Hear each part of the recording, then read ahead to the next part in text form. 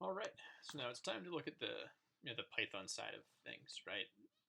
It's worth going back really quickly to JavaScript, just so we can take one thing, right? Really just take this quick object we created, just so we remember exactly what request is coming in, right? So we need to, actually I'll copy all of this, just because we need to remember a few things, right, from the Python side of things.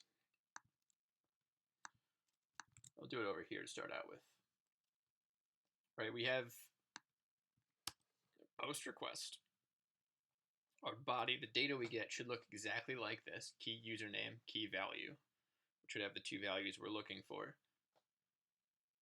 The header is important, but we kind of know this already in terms of the structure of our data. I'm just trying to make this a little easier to read. We don't need these, but we're also, again, going to do it at this location. All right, so I'm going to just add these to the very top of our file as a bunch of comments, again, just so we can reference this data a little bit later. To start out with, though, we're going to create the most basic sort of model type logic we can, and I use quotes because we're not going to use a database. We're not going to do anything complicated right now. We're still going to create a class, just because, getting used to using classes in Python to contain most functionality that we need is worth doing.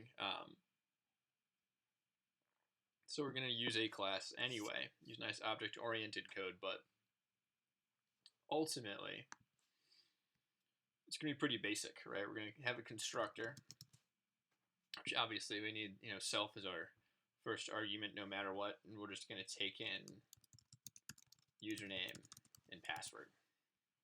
But that's it. It's the only data we're getting. It's the only data we'll have. And then we'll just create a simple user object, which has two attributes: username and password.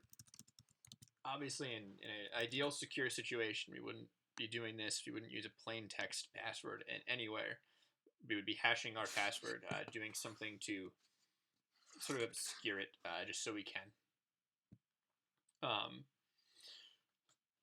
But for the purpose of just sending data back and forth, again, we're keeping this as uncomplicated as possible. So we're going to, for now,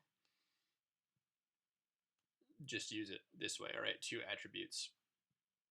We're also going to create a login class method, though, which is obviously going to take the class itself as its first argument, and then we're going to take in a username and a password. And again, this is partly just to get us back up to speed with, like, oh yeah, this is what Python looks like. This is how it's written. This is a class method because the way I see it,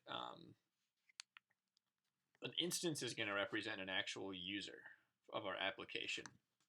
Login, we don't know if we actually have that or not. So login should hypothetically take a username and password and return us a user instance if it exists, or return us, none or false or something if it doesn't exist, so that we have an actual user object we can use to, manipulate our user or do something there. Instead, update it, right? Do whatever we need to. So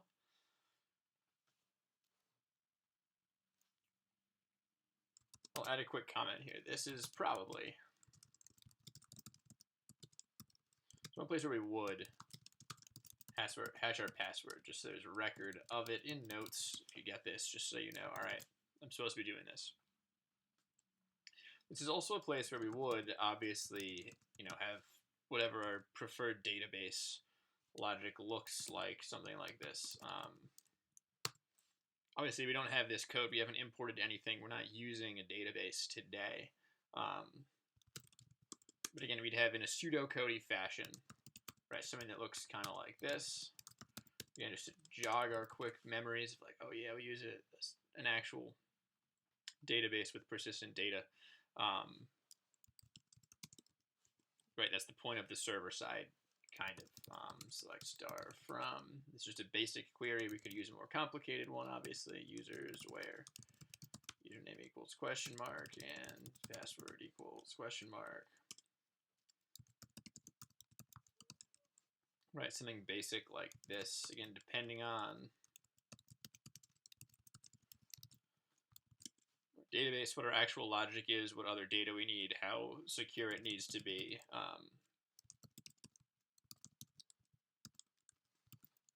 And we could return, the result of our fetch or something. We're not doing this. But it's good to see this is where we would interact with our database, probably. All right.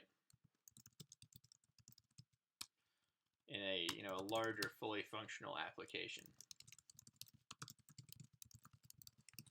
Ultimately, we're going to cheat for today. We're going to just say this is where our authentication logic goes and just type in some placeholder. All right, so I'm just going to make up a username and a password and just check against them for now. All right, so we're going to use the username Greg12 and the password password1 just arbitrarily. We'll return an instance of our class with this username and this password. And then otherwise we will return none. All right, just to do that again, functions implicitly return none. If they don't otherwise return, I'm adding this for now anyway, just so that as we read it, we understand what's going on. We're not going to make a sign-up method right now, but it's worth adding it, right? This would ultimately be a method that takes in new user data and performs like an insert to our database or something, and then returns some indication of success, right? That our user creation worked. This is our model right now. This is it. All right, very basic, but it should work, right? If we give it the right credentials, it should tell us whether or not we've signed in, right? Whether our one specific user has signed in at least. Which again is all we need, right? We're only looking at the new stuff today, right? How to connect React to Flask. So now we can jump to the other, right? The Python Flask web server side of things. If you remember, we're going to need to import from Flask, right? We're going to import three things here: Flask, a request object, and the JSONify method. Remember, the capital F Flask class has basically all of our web server related logic that we need. It's just the easy way Flask bundles that all into one easily callable and executable place. The request object is just how we interact with different bits of our request. Get specific data, some specific methods as well to access data or request metadata for us. And JSONify, which is again our function, it's sort of like a sort of synonymous with JavaScript's JSON dot. What we just used, JSON.stringify, right, which takes an object, converts it to text. JSONify takes, if we spell it right, takes a Python dictionary and it doesn't just convert it to a serialized text version of the dictionary. It will also sort of generate the rest of our request with some headers and other stuff we need as well. But they're very similar. And then we're also going to obviously need our models, right? So models import user.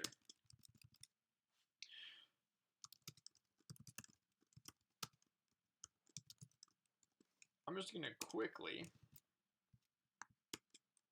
add some of our, right, just create a basic Flask web server instance and then run it. And then just start this up, right, just to make sure this works. If there's any syntax errors in the models, or at least the user class, will also be alerted to that just when the import happens, so it's a good way to check our work real quick. Obviously, we won't be able to interact with this at all If it starts up, that's a step in the right direction. At this point, we need to realize, right, we already have a React app running, which means we're going to need to now work out of two different terminals, because both of these are going to need to be running. Right? These apps are going to need to be, a process that is running and waiting for some sort of input, which means we need two terminals for this to work correctly. Right? One for Python, one for JavaScript. So in here, I'll go into my new backend directory and run our Flask app.py file for now. As we see, it starts up, so this seems to be working correctly. We have,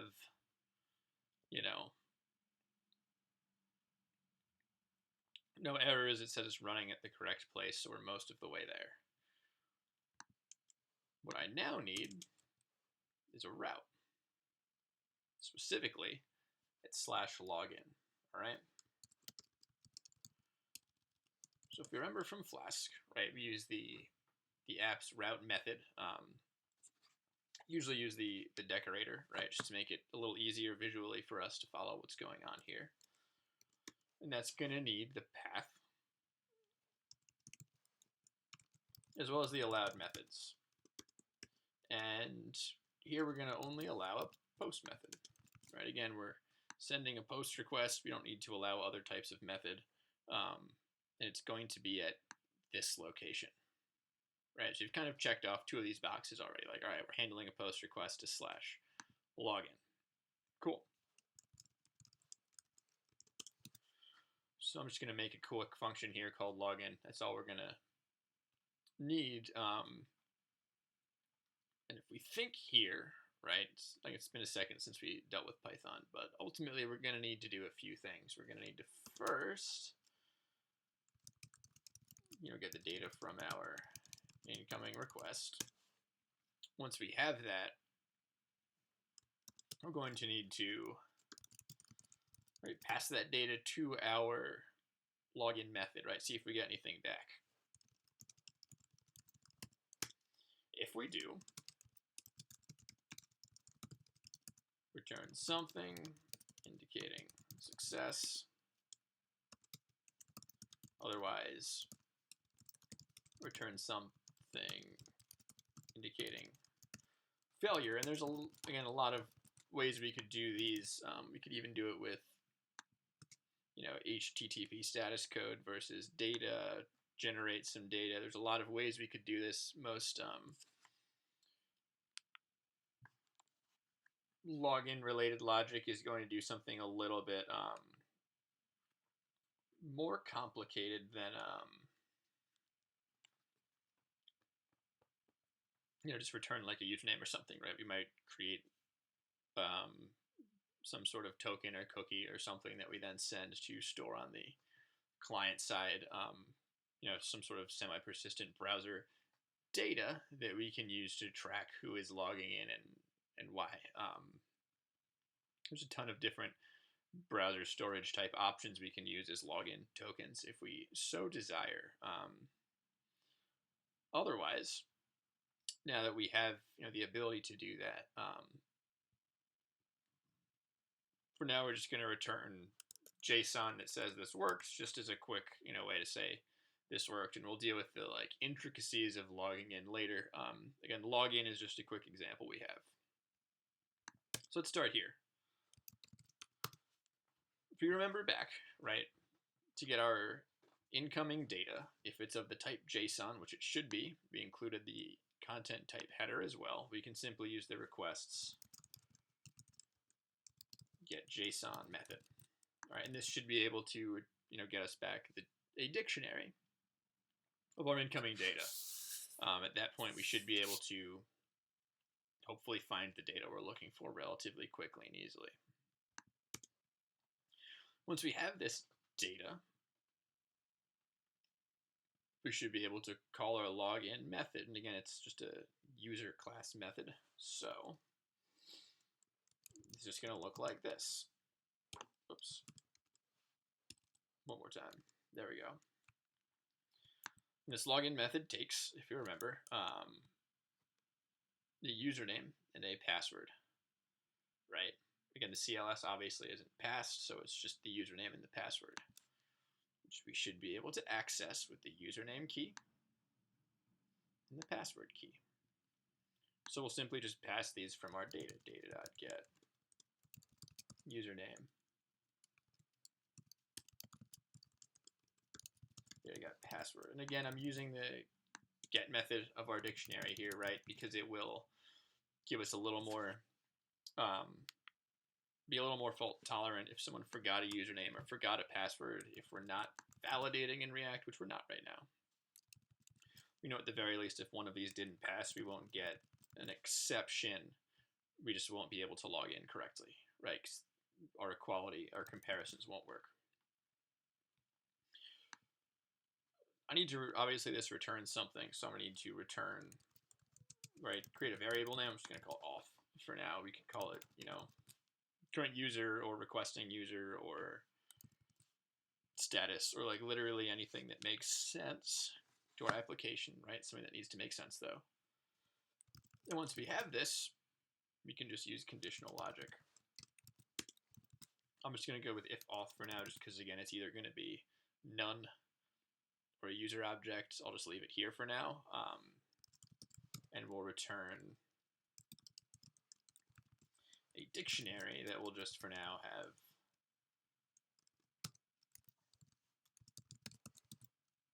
just our username. All right, again, we're returning an instance of our class. It will have a username attribute. So this should work. Otherwise, if we don't have anything here, we're going to return, for now, just none. All right, so instead of a string, we'll just get back none. And this should help us, you know, in React, we can, again, use some sort of control flow to figure out, all right, from the data we got back, did we get back data? Did we get back a blank field, right, with null in it or something? And we'll leave it here. Again, this is, you know, just a few lines handling a post request. But we're going to see there is an issue we're going to run into that is true of some, that can be true depending on the framework or the way you design your application. We're going to see one way to deal with this. So I'll restart this app. Let's use my up arrow. Cool. So now, if I just reuse this really quickly, I should get some response here that is different, yeah. And I do, right? Access to fetch at this from origin has been blocked by CORS policy. And this is where we run into an issue here, which is going to be what we call cross-origin resource sharing, or CORS. Really, it's usually abbreviated as CORS, obviously, because it's a pretty long mouthful otherwise. If we look, right, our data was created successfully. We sent it. If we look at the Flask side of things, we'll see that we did get an incoming request, at least initially. We don't get the print afterwards. We got a request to /login. We responded with a 200 status code. But obviously there was something wrong on the React side of things. Cross-origin resource sharing is it's an HTTP like header-based policy that allows browsers to sort of make a request to an external resource and figure out sort of what the data sharing protocol is. Technically doesn't have to be a browser, but it frequently is the browser that makes this request. CORS is ultimately governed by the presence of some specific headers,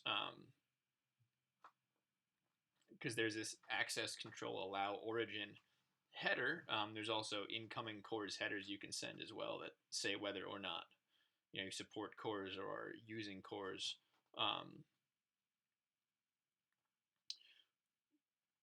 But ultimately, if this access control allow origin header is not present in the response, my browser will actually block the incoming data, right? It thinks I'm not allowed to use this resource, which could, mean a number of things. Either I don't actually have good access, or there's some issue here with validity of the data or something like that.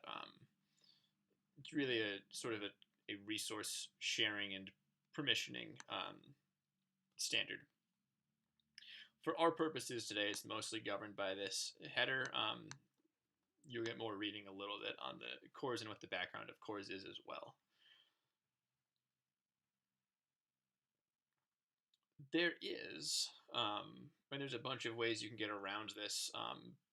CORS error is technically, again, coming not from React, actually, but from my browser itself. My browser, by default, says, like, this isn't good, we don't have the correct headers to use this resource. There are a lot of ways to get around this. In Flask, for example, we can pass headers to JSONify it, where it will manually say access control allow origin. Cool. There are also a lot of libraries and external tools that let us interact with CORS and sort of automate the sending of these headers. So right now I'm going to cheat a little bit. Just introduce you to a library called Flask CORS,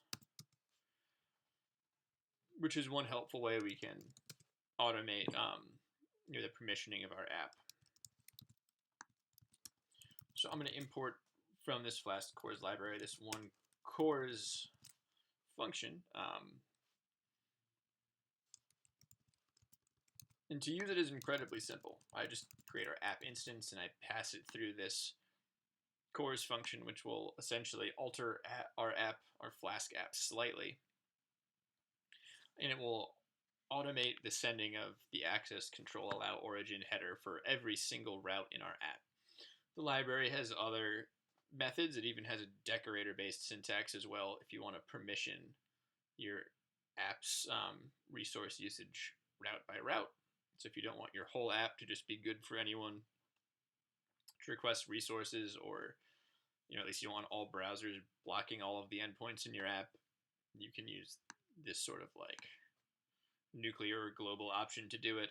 But there are more modular ways to provision resource sharing in your app as well. Ultimately, I'm just going to use this again just to introduce that the problem does exist and that this is one way around it. Because again, React's actually fine here. The issue is more my browser itself, not necessarily the React code. So if I restart Flask now, and I already installed this with pip, by the way, you will have to install this. It's not included with Flask. I just have it installed already, obviously, because I've done this before, but it is one alternative, and there's other libraries and other methods we can take to get around CORS. Again, this is just one. So if I refresh and then try again, we'll see that instead we get back this, if you ignore my password manager, we get back simply this little auth null object, which is good. I gave it wrong credentials, right? I think it was Greg12 and password 1. And I just got back auth null in my console. So this worked, right? We fully sent a request here. It got a post request. We responded with a 200 status code. Everything end to end worked. We passed data from React through Python. We saw a good response in our console. And so now,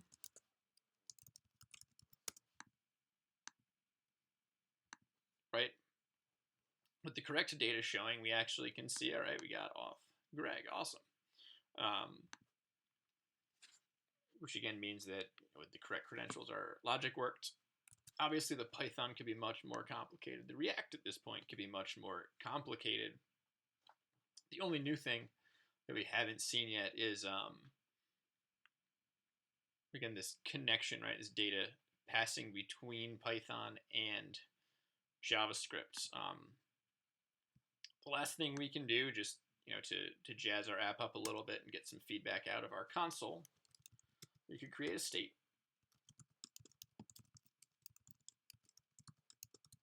call this auth success for now.